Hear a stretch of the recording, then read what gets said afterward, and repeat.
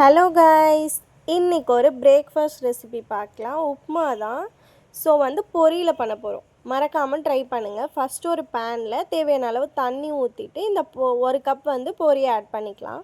So இது கொஞ்சம் ஒரு 3 மினிட்ஸ் மட்டும் அதில் வைக்கிற மாதிரி பார்த்துக்கோங்க. நல்லா இதில் தண்ணி டிப் பண்ணதும் இதை ஃபில்டர் பண்ணி வேறு ஒரு பாத்திரத்தில் ட்ரான்ஸ்ஃபர் பண்ணிக்கோங்க. இப்போது அதே பேன்லேயே ஒரு ஸ்பூன் ஆயில் விட்டுக்கோங்க. தேவையான அளவுக்கு கடுகு, கொஞ்சமாக உளுந்து, அதுக்கப்புறம் ஒரு அரை ஸ்பூன் கடலைப்பருப்பு சேர்த்து நல்லா வதக்கிக்கோங்க. இப்போ இது கூட கருவேப்பிலை ஆட் பண்ணிக்கலாம். இது கம்மியான இன்க்ரீடியன்ட்ஸ் வச்சு தான் செய்யுது. ஸோ மறக்காமல் ட்ரை பண்ணுங்கள். அதுக்கப்புறம் ஒரு 3 பல் பூண்டை குட்டி குட்டியாக கட் பண்ணி அதையும் ஆட் பண்ணிக்கலாம்.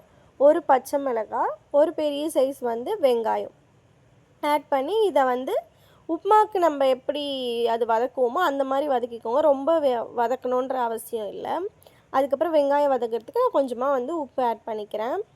இப்போது அது கூடயே ஒரு தக்காளியை குட்டி குட்டியாக கட் பண்ணி அதையும் ஆட் பண்ணிக்கோங்க.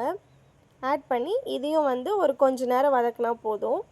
வதங்கினதும் இதில் மசாலா அரை ஸ்பூன் மட்டும் வெறும் மிளகாத்தூள் ஆட் பண்ணிக்கலாம். மற்ற எந்த மசாலாவும் இதுக்கு தேவையில்லை. இப்போது நம்ம ஊற வச்ச பொரியை இது கூட ஆட் பண்ணிக்கலாம். ஆட் பண்ணி இதை நல்லா கலந்து விட்டுக்கோங்க. இது கூட 1/2 ஸ்பூன் மட்டும் லெமன் ஜூஸ் ஆட் பண்ணிக்கலாம். ஆட் பண்ணிவிட்டு உடச்சக்கல்லையை நான் பவுடர் பண்ணி வச்சுருக்கேன். அதை மட்டும் ஒரு ஸ்பூன் ஆட் பண்ணிக்கோங்க. இது எதுக்கு ஆட் பண்ணோன்னா உதிரி உதிரியாக வரும். ஸோ லாஸ்ட்டாக ஃபைனலாக கொத்தமல்லி தூவி இறக்கிடுங்க. டேஸ்ட்டு சூப்பராக இருக்கும். மறக்காமல் ட்ரை பண்ணுங்கள். பிடிச்சிருந்தா லைக் பண்ணுங்கள், சப்ஸ்கிரைப் பண்ணிக்கோங்க. தேங்க்யூ.